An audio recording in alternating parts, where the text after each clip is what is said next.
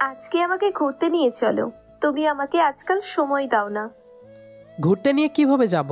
আমার তো অফিস আছে, অফিসে যেতে হবে। অফিস মানে? এই তোমার অফিসে বস কে? ফোন দাও ওরে। তোমাকে ছুটি দেয় না কেন? ঢং করো। অফিসে গেলে তো আমাকে সারাদিন দৌড়ের ওপরে রাখো, কাজে ভুল করলে বকো।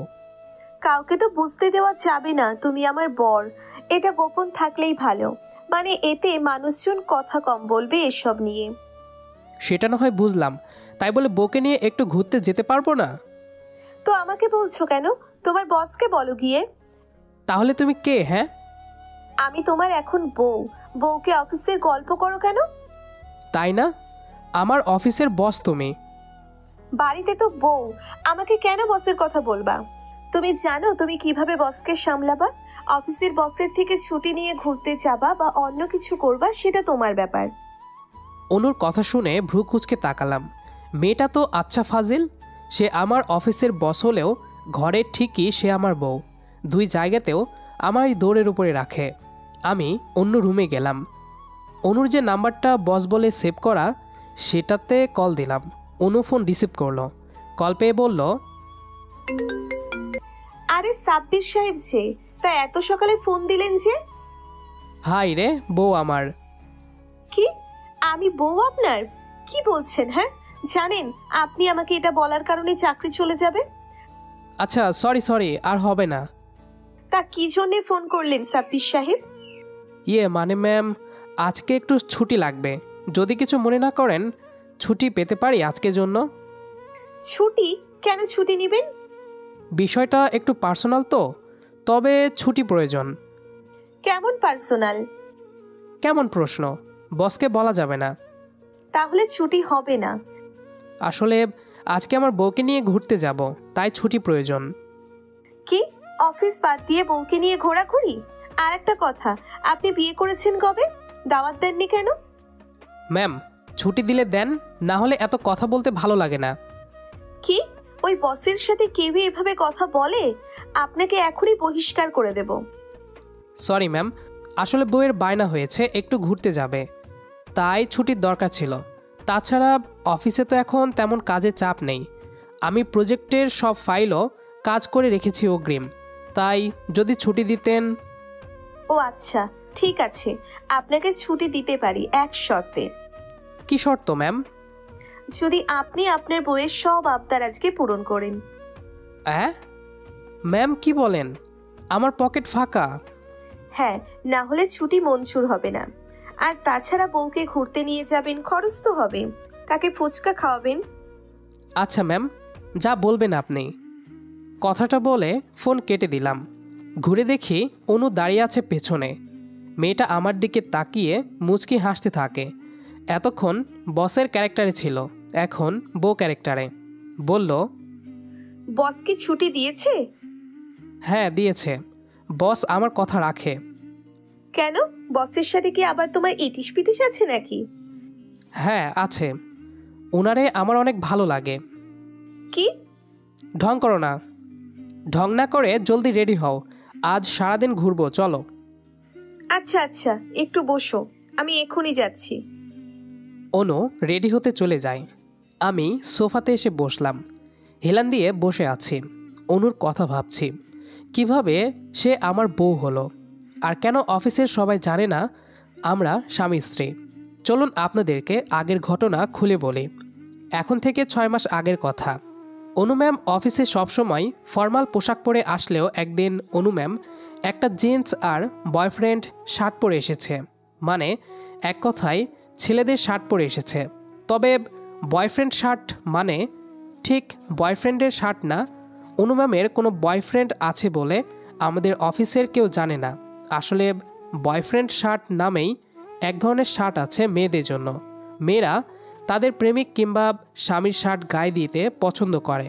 তখন সেই শার্ট তাদের শরীরে একটু বড় হয়, কিন্তু যাদের বয়ফ্রেন্ড কিংবা স্বামী নেই তারা কিভাবে পাবে এই শার্ট?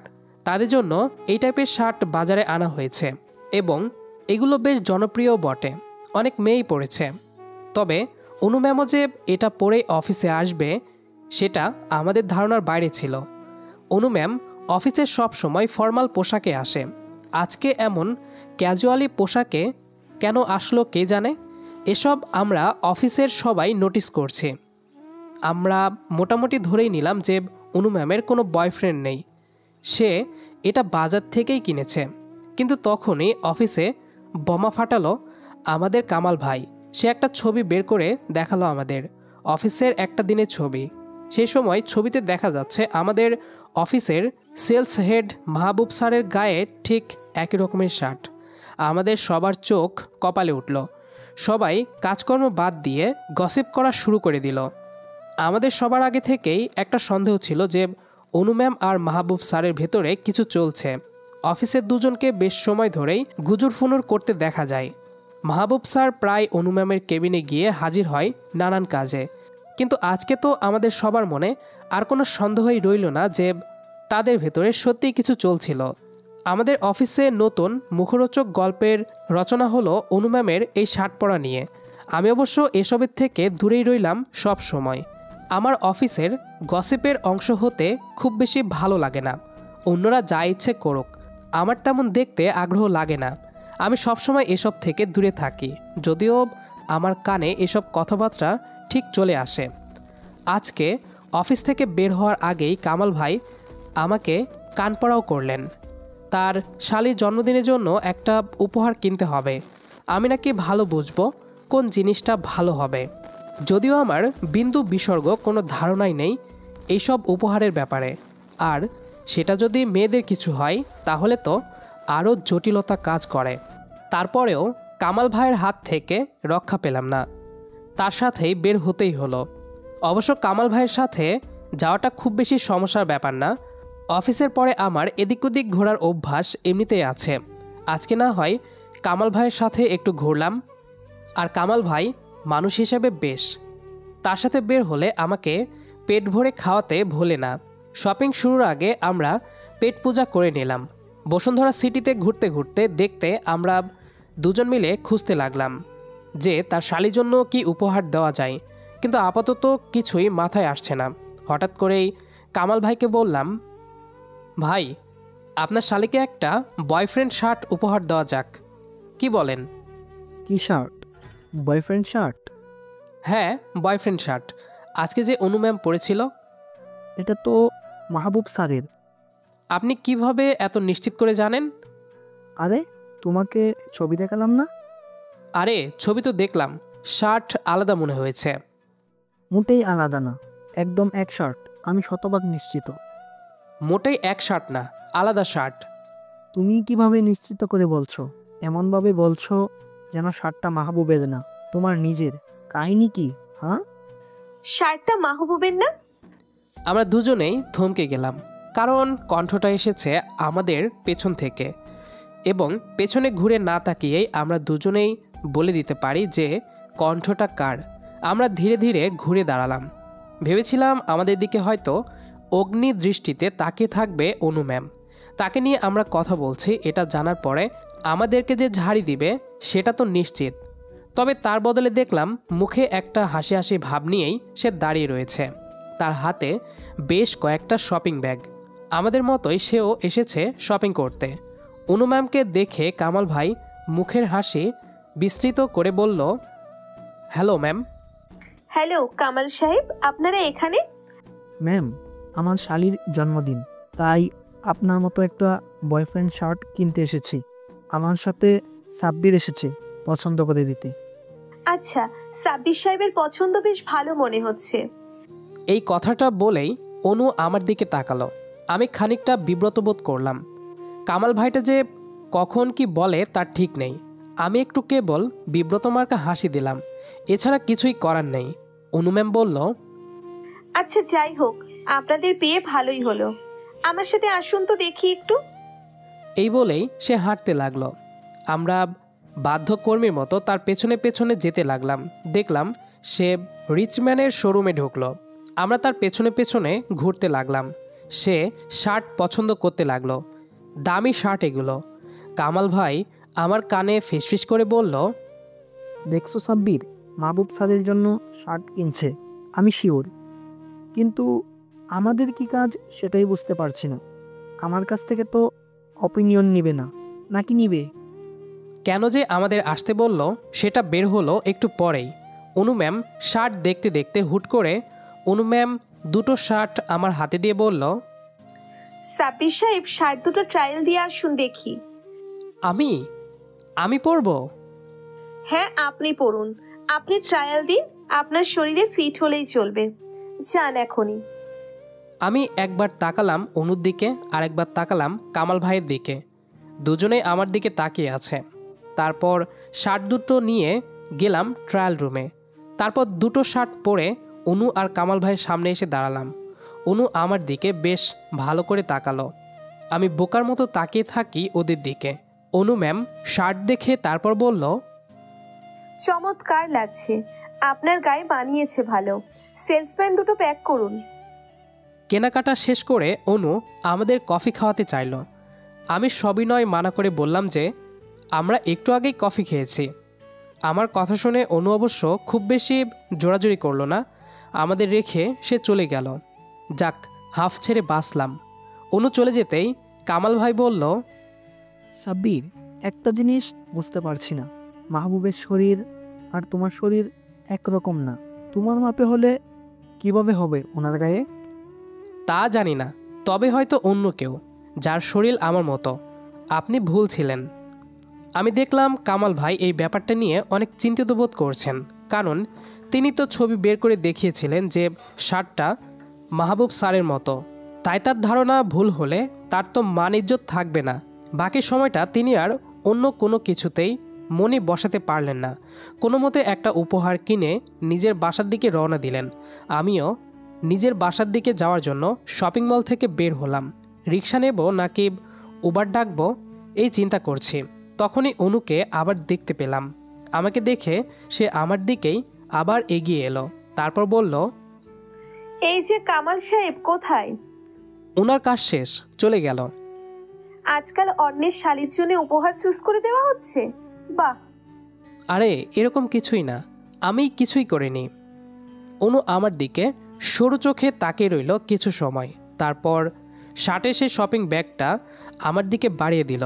তারপর বলল, কাল অফিসে নীল শার্টটা পরে আসবে মনে করে। আরে কামাল ভাই দেখলো তো, যদি এটার থেকে একটাও ডরে যা উনি কী ভাববে?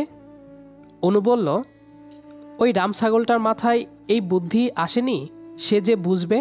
তোমার এই শার্টটা মাহবুবের শার্ট বলে, বেটা আহম্মকের মাথায় এই বুদ্ধি নেই যে মাহবুবের শার্ট আমার গায়ে পাঞ্জাবির মতো হয়ে যাবে। তাই যেটা বললাম করবা চুপচাপ। আমি বললাম, তুমি এভাবে আমার শার্ট না পরে গেলেও পারতে অফিসে। কেন, সমস্যা কি? না মানে অফিসের মানুষ কি ভাবছে? ভাবুক, কেন লজ্জা লাগবে তোমার যে আমার সাথে প্রেম করছো এটা প্রকাশ পেলে? আমরা গোপনেও বিয়ে করব, মানে অফিসের কাউকে জানতে দেব না। আমি হাসলাম, বললাম, আচ্ছা ঠিক আছে। তাহলে এত ভাবছো কেন? এখন চল আবার। কেন? ডিনার করব। আরে আমি সত্যি একটু আগে খেয়েছি। তো কি হয়েছে, আবার খাবে আমার সাথে? আমার আসলে মানা করার উপায় ছিল না। একে তো অনুপ্রেমিকা, তারপর আমার অফিসের বস, তাই দুই দিক থেকে তার কথার উপরে কথা চলে না। আমি আবার শপিং মলের ভেতরে ঢুকলাম। আজকে রাতে বাসায় গিয়ে আর কিছু খাওয়ার উপায় থাকবে না। পরের দিন আমি অনুর দেওয়া নীল শার্টটা পরেই অফিসে গেলাম। মনে মনে একটু ভয় ছিল যে কামাল ভাই হয়তো চিনতে পারবে, কিন্তু অনু ঠিকই বলেছিল, কামাল ভাই ধরতেই পারলেন না। সাথে আমি আমার আরও দুটো শার্ট নিয়ে এসেছিলাম অফিসে কাজের অজুহাতে, সেটা ওকে দিয়ে এলাম। অনু শার্ট দুটো ব্যাগে ভরে নিল। এই দুটো নিয়ে মোট 4টা শার্ট ওর কাছে রয়েছে। ও আমাকে শার্ট উপহার দেয় ঠিক, তবে তার বদলে ওকে আমার ব্যবহার করা শার্ট দিতে হয়। আমরা যখন বাইরে দেখা করি কিংবা ও বাসায় থাকে তখন সে সেই শার্ট পরে, কিন্তু গতকাল যে একেবারে অফিসে চলে আসবে সেটা আমি ভাবতেও পারিনি। আমি ওর পছন্দ করা নীল শার্ট পরে এসেছি দেখে ও হাসলো একটু, তবে মুখ ফুটে কিছু বলল না। অফিসে আমরা কাজের কথা ছাড়া অন্য কোনো কথা একদম বলি না। এই ছিল আমার আর অনুর কাহিনী। এরপর দুই পরিবারকে জানিয়ে আমরা বিয়েও করে ফেলেছি।